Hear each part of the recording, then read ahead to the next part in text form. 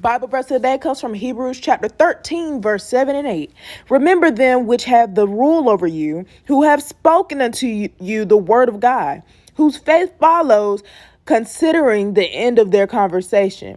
Jesus Christ, the same yesterday and today and forever. So this means that God is the same as he was when you were down. He's the same God when you were going through a trial of tribulation. He's the same God that whenever you turned your back on him, he still was there with opening you back or welcoming you back with open arms. He's still the same God whenever you were out there selling drugs or out there drinking or out there partying and smoking. He was the same God that was trying to help you and lead you and guide you out down the right path when you were doing all those bad, sinful things. He still welcomed you back with open arms. He's that same God that he was then that he's going to be today. He's that same God he is today that he plans on being forever. He's never going to change up on you. He's always going to be that true, faithful God.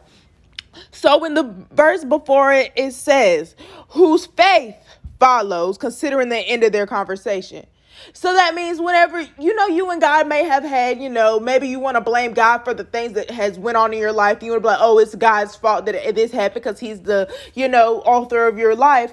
No, we're not going to do that because the path that you choose is the path that you chose. God has a path destined for you, but you chose that you wanted to go down the incorrect path.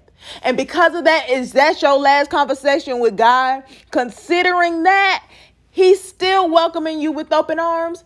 I think God deserves a thank you. I think God deserves a praise. So this lesson here today is to say that God that was back there helping you then is the same God helping you now. The same God you dusted your feet off on. The same God that you decided that you wanted to blame for the things you did. The same God that you wore crying to that night, the same God that you were angry at, no matter how you talk to him, no matter the conversation, God's gonna be the same that he was then, the same God he is today, and he is that same God forever because it says it in the Bible and ain't nothing changing.